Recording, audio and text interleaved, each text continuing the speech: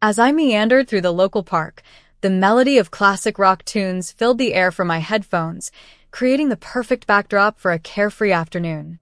The gentle breeze complemented the peaceful solitude I enjoyed after finishing a demanding coding sprint for an app one was developing.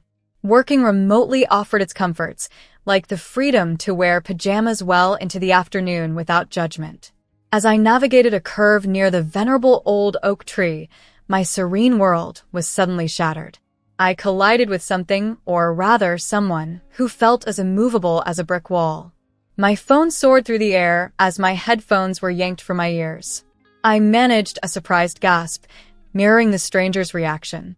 "Oh no, I'm so sorry," I exclaimed, scrambling to my feet and hastily dusting off my jeans.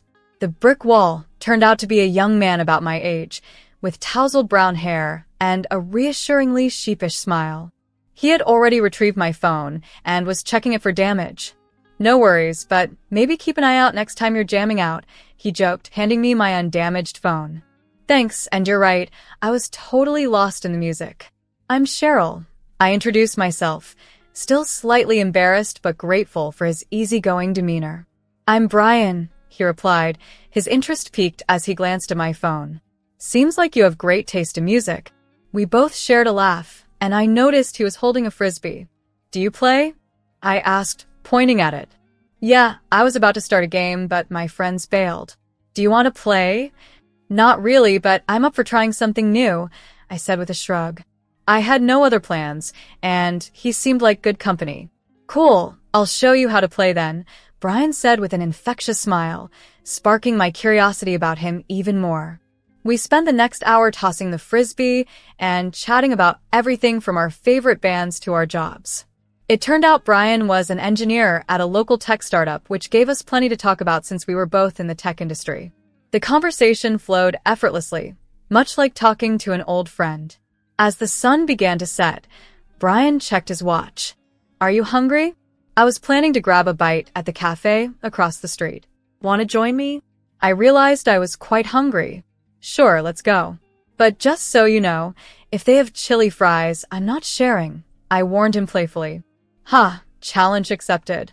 Let's see if their chili fries live up to the hype," he chuckled as we walked toward the cafe. By the time we parted ways, it was clear this wasn't just a one-time encounter. Brian asked for my number, and I gladly gave it to him, feeling that exhilarating buzz that comes when you sense the start of something special. After several months of dating, things with Brian were going wonderfully. However, like every romantic tale bathed in perpetual sunlight, there was bound to be a shadow. In our story, that shadow was Mary, Brian's mother. "So, you're finally going to meet my mom," Brian mentioned one Saturday morning over breakfast, his expression a mix of amusement and caution. "Just a heads up, she's pretty intense," he warned. "Oh? Like secret government conspiracy intense or believes in aliens intense?" I joked, trying to keep the mood light. "More like she reads your horoscope and judges your life choices intensely," he replied with a shake of his head, preparing me for an interesting encounter. Later that day, Brian and I made our way to his mother Mary's place, which looked like it had jumped right out of a glossy TV show, with its impeccable landscaping and an air of eerie perfection. Brian knocked, and almost immediately, the door swung open to reveal Mary. She stood there in a vibrant floral dress that seemed to declare her dominance over the household. "Brian, and you must be Cheryl," Mary said, sizing me up as if I were an exhibit in her personal museum. Come in, come in." Stepping inside, I felt like I had been transported back to the 1960s. The living room was a shrine to that era's decor, complete with a massive bookshelf brimming with astrology books and, believe it or not, a crystal ball perched on the coffee table. Without wasting a moment, Mary turned to me, her curiosity barely contained. "So, Cheryl, when's your birthday?" she inquired the moment we settled onto her vintage floral couch. "April 19th, I replied, slightly thrown off by her abrupt dive into astrology. "Aries, huh? She murmured, brow furrowed as she consulted one of her many books. "And Brian here is a Pisces. Not the best match, astrologically speaking, you do know that, right?" Brian rolled his eyes at me, an apologetic look on his face. Mom, come on, not everyone believes in that stuff. But they should, especially when it comes to important life decisions, Mary countered sharply, giving me a piercing look. You see, Cheryl, Aries are headstrong and impulsive, and Pisces are dreamers, sensitive. It can lead to conflicts, you know. I wasn't sure how to react to being analyzed like a character in her astrological play just minutes after meeting her. Well, we've been getting along just fine so far, I said, trying to keep the peace but also standing my ground. Mary hummed disapprovingly, her fingers drumming on her astrology book. We'll see about that. Life's not just about the good times, dear. The rest of the visit was just as awkward. Mary kept talking about ensuring compatibility and the dangers of retrogrades. It was almost surreal hearing all that came out of her. Brian was extremely apologetic as we drove home. Sorry about that. She can be a bit much, he confessed, clearly embarrassed. A bit much, Brian? She basically suggested we're doomed because I'm an Aries, I half joked, trying to lighten the mood, though I was a bit stung by the whole ordeal. Driving back, I pondered over everything. Mary was definitely formidable, but I was not about to let her or her astrological chart steer my relationship. I liked Brian, and no cosmic misalignment was going to deter me. Fast forward a year, and despite all the astrological hurdles Mary tried to place in our path, Brian proposed. We were at our favorite pizza place when he nervously slid the ring box across the table. Cheryl, will you marry me? He blurted out, almost spilling his drink. I was so surprised that I nearly choked on my pizza slice. Hell yes, I exclaimed after regaining my composure. The restaurant erupted in applause, and there I was, crying, overwhelmed by the moment.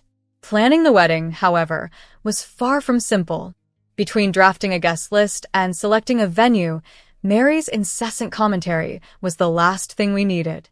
You know, Cheryl, Mars is in retrograde around your wedding date. That's not a good sign, she cautioned one afternoon as we reviewed floral arrangements at my place. I rolled my eyes so hard they nearly got stuck. Mary's penchant for cosmic caution was becoming a real test of patience. Ignoring astrological signs, Brian and I set our wedding date based on the availability of our favorite venue, a place that held special meaning for us.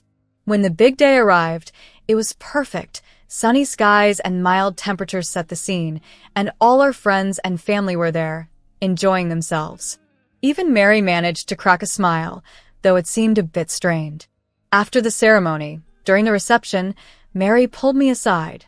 Her face was serious, echoing our previous conversations. Cheryl, I still think you should reconsider this union. You might be happy now, but what about when the stars shift, she warned. I had reached my limit.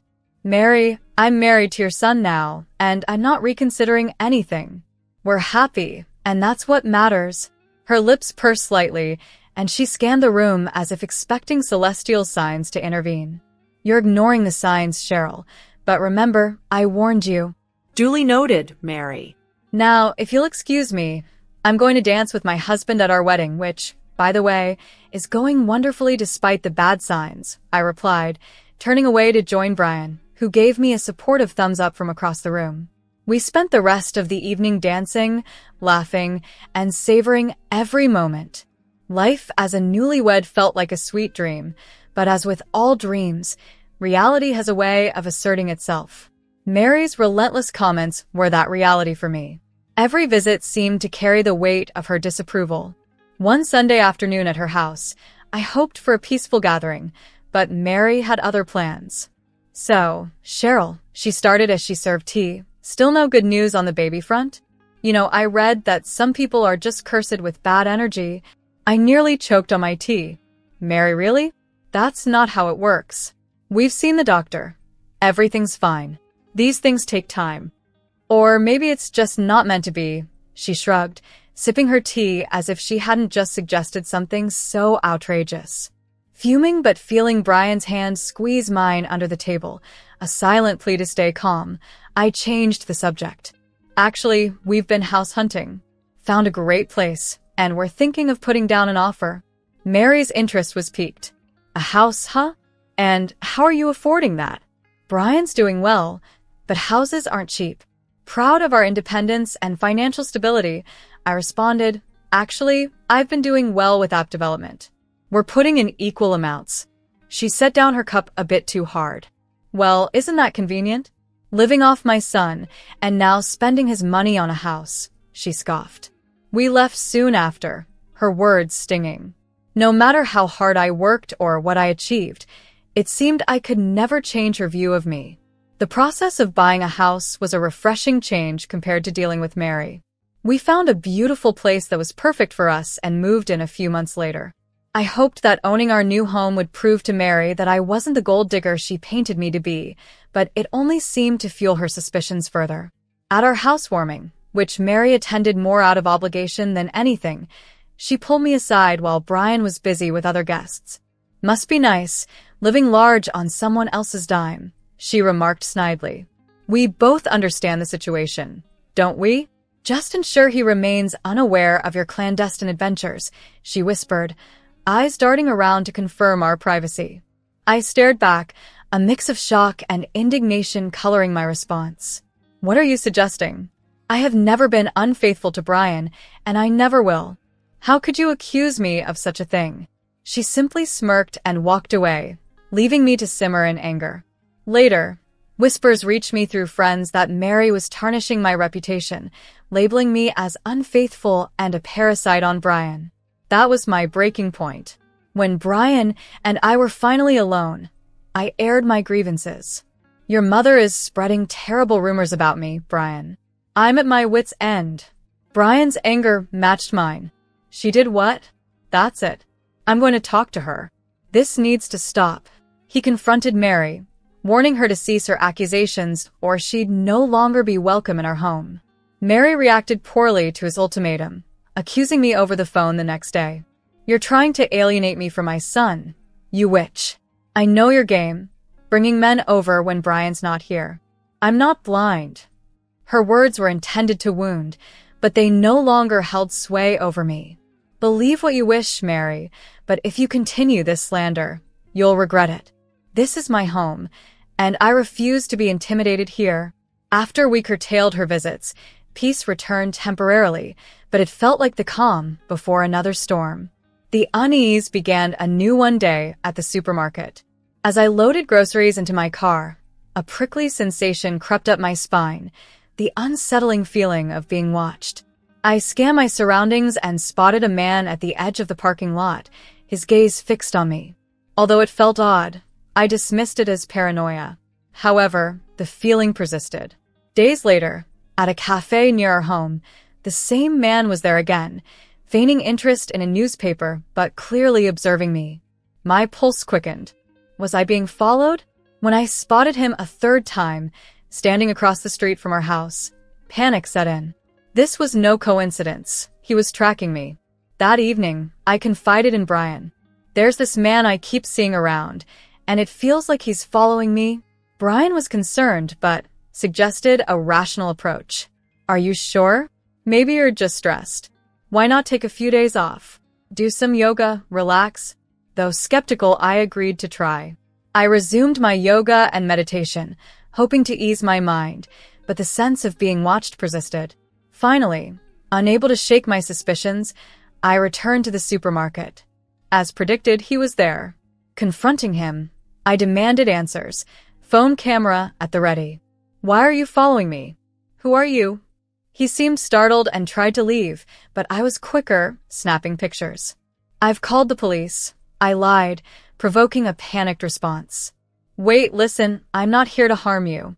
I'm a private investigator. I can't disclose more.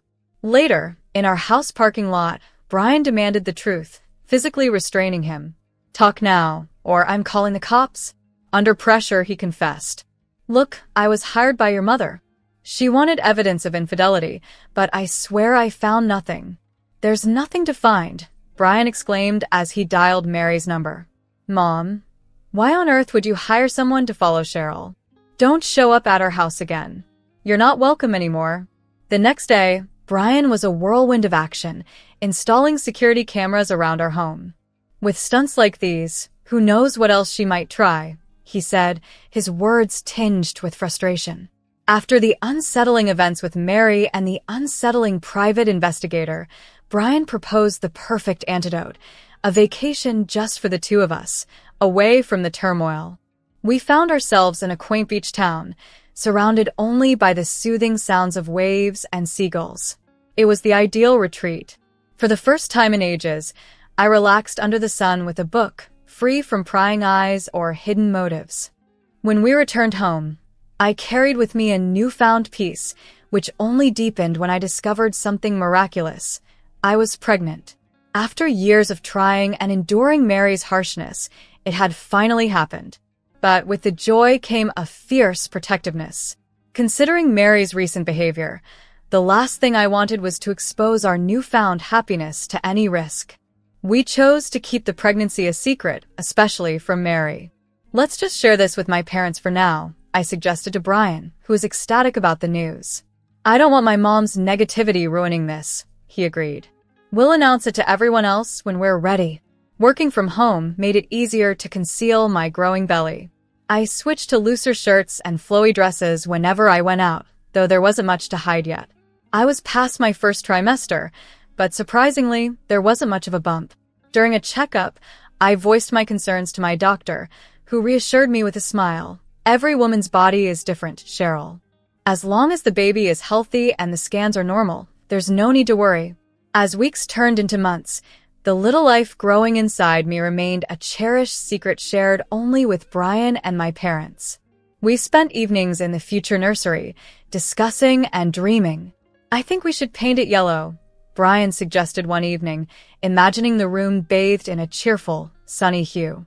"Yellow's nice, bright and happy," I agreed, envisioning our baby in their crib against a vibrant backdrop. This little bubble of joy was ours to cherish, and for the time being, that was all that mattered. Although Mary's shadow loomed at the edge of our joy, inside our home, within our growing family, we felt secure. 7 months in, with my pregnancy now clearly visible, Brian and I decided it was time to celebrate openly with all our family and friends, even Mary. Perhaps, we thought, if she saw the beauty and reality of our situation, she might abandon her grudge. We planned a big celebration at our home, decorating the backyard with lights and flowers. I felt like royalty, gliding among our guests, Brian at my side. The air buzzed with excitement and congratulations from nearly everyone, except Mary, who arrived late with a stormy expression. I steeled myself for whatever she might say or do next. I had been hopeful that Mary would maintain her composure for the special day, but my optimism was short-lived. As I mingled with guests, Mary's voice carried over the crowd. She was audibly accusing me of a circle of relatives. "This is all an act," she declared loudly. "She's not pregnant. It's just a scheme to trap Brian and drain his finances." Her biting words were painful to hear, but I was determined not to let her spoil the celebration. I approached her, smoothing my dress and attempting to speak calmly. "Mary, could we talk for a moment?" I asked. She sized me up with a skeptical look. "What's there to discuss? You think you can deceive everyone, but you can't fool me." Taking a deep breath to stay composed, I replied, "I am genuinely pregnant, Mary. It's mine and Brian's baby. Can we put our differences aside, just for today, for the baby's sake?" Her response was a scornful laugh. "You're incredible. Do you really expect me to believe this farce?" Trying to avoid a scene, I persisted. "Mary, please. This is a time for celebration. Let's enjoy it." She snorted dismissively and walked away, heading upstairs. I hesitated, then followed, worried she might continue her slanderous talk. Upstairs, I found her visibly angry. "Mary, why can't you be happy for us? In a month, you'll see. There's going to be a real baby," I tried to assure her. She spun around, her eyes icy. "There is no baby. You've always been a fraud, Cheryl." Her words hurt, and I felt tears well up. "I don't understand why you're doing this, but it has to stop," I said, turning to leave. As I began descending the stairs, a sudden push caught me off guard. I lost my footing and fell, the room spinning as I plummeted down. When I regained consciousness, I was under the bright lights of a hospital room, surrounded by the beeping of monitors. The pain was overwhelming. Brian was by my side, his face filled with worry. "Cheryl, thank God you're awake. How do you feel?" he asked urgently. "Where's the baby?" I gasped, panic seizing me. Brian's expression grew even more concerned as he held my hand tightly. "They had to induce labor after your fall. He's on life support but fighting hard," he explained softly. Tears streamed down my face as I struggled to speak. "Is he going to be okay?" "They're doing all they can," Brian reassured me, wiping away my tears. The memory of the fall haunted me. Being shoved, the terror of the tumble, and Mary's face just before I turned to descend the stairs. "Brian," I said, my voice stronger despite the fear. Mary pushed me. "She did it." Brian looked pained and confused. "No, Cheryl. It must have been an accident." "It wasn't," I insisted, frustration mounting. "Please check the cameras." He nodded, standing with a heavy heart and leaving to check. After a tense wait, he returned, his face ashen. "I saw it," he said quietly. "You were right. The video confirmed everything. My mom pushed you," Brian said, his voice strained as he dialed the police.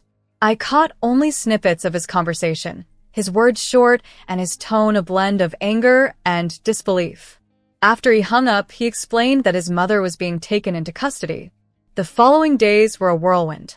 Our son, tiny and delicate, battled for his life in the neonatal intensive care unit, his small form enveloped by beeping machines and attentive nurses. I spent every waking moment praying, my entire being focused on the tiny, fragile life in that incubator. Mary faced charges, and a trial soon followed. Her defense was almost laughable. She insisted it was all a prank meant to expose what she believed was a lie about my pregnancy. "I didn't mean any harm," she protested in court. "I just wanted everyone to see the truth." However, the evidence against her was irrefutable. The video clearly showed her actions. The judge found her guilty, sentencing her to 3 years in prison and mandating restitution. The sale of her house was ordered to cover our son's extensive medical and rehabilitation costs. Time moved forward, and with each passing month, our son grew stronger. The rehabilitation process was grueling, filled with endless appointments and therapies. Yet he was resilient, gradually catching up to his peers. By his second birthday, you wouldn't have guessed he had such a challenging start. Through it all, Brian and I grew closer, our bond fortified by the adversity we faced. As for Mary, her actions irreparably damaged any possibility of reconciliation. Brian and I agreed that it was best for her to remain out of our and our son's lives, a tough but necessary decision for our family's safety and happiness. Now, as I watch our son, healthy, joyful, and bursting with energy, I feel an overwhelming sense of tranquility. It feels as though, against all odds, the universe has shifted to favor us. The ominous cloud that Mary cast over our lives has dissolved. What remains is the luminous path ahead for our small family, glowing brighter and more promising than ever before.